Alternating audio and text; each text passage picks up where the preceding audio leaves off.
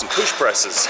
Got a nice warm up, and now onto the working set, which is 12 reps. Get that hip drive press. For those of you who are used to overhead press, the key difference being with overhead press, you're gonna keep those legs locked, core tight, whereas with push press, as Brandon was saying, you're gonna dip, drive, and press. You're gonna put some leg activation in there to help assist you. So it's gonna feel a little easier than overhead press, at least not as strict as overhead press, which is a welcome change. That's why we love switching them up. Push press, overhead press, both are staples of our program. Posterior delt blaster right here. Got the reverse upright rows supersetted right onto the bent over reverse flies. With the reverse upright row, since it's the limited range of motion, you're working on shoulder extension, and you really kind of try to find the comfortable position for you. If you change the hand grip, it is actually a pretty good exercise for the posterior delts and also the traps too. So you kind of push the hips forward a little bit, and you're gonna extend your shoulders back and lift your elbows. You don't want to exaggerate or over exaggerate the movement too much. You really just want to lift it just enough where you feel that contraction in the traps and also a bit in those rear delts, and then slowly let it down to the bottom position there. So to start really light, feel it out, make sure the exercise is right for you. If you are feeling any kind of shoulder impingements happening, of course you can always just switch it up for something else. And then we are supersetting it right with the reverse dumbbell flies, which is in isolation for those posterior delts as well. So that's why this one is an awesome posterior deltoid blaster.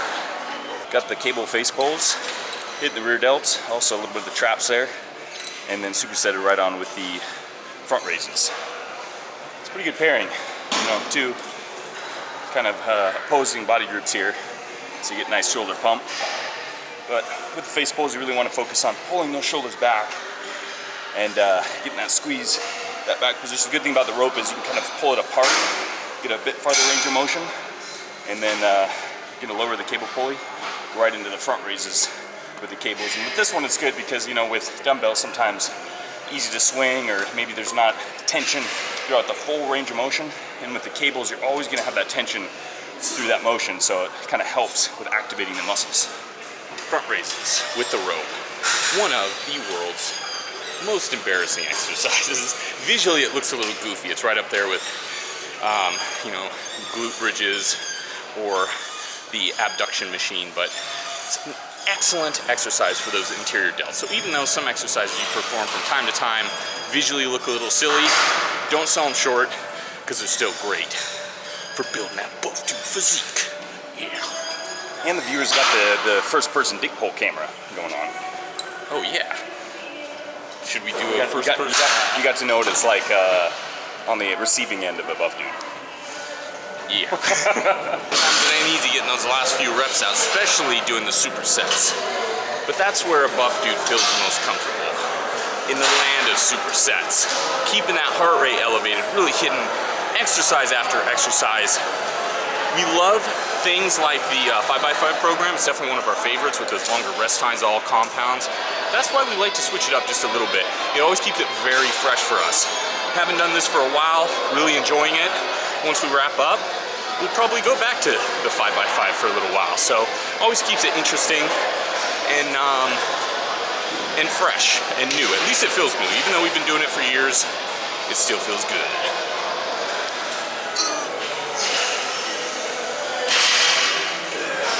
You wouldn't think the shoulders would be burning out first, but I guess after about an hour of shoulder work, probably the most thing that the thing I feel most about this exercise. But as the name explains, man makers should be more like demasculators, because I could barely get that. But it gets the heart rate up, which is great.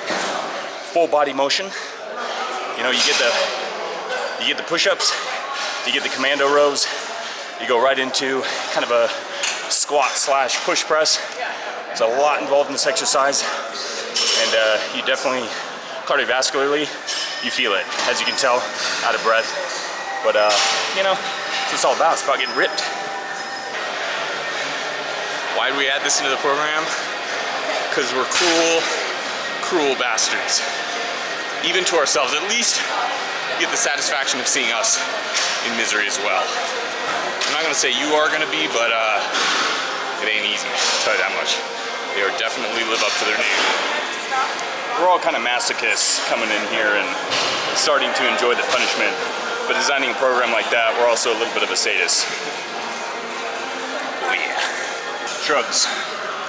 Very simple exercise.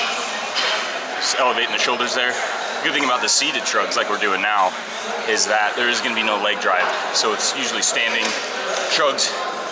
Tend to go pretty heavy on shrugs anyways, but you tend to go even heavier standing because you can kind of get a little bounce in there.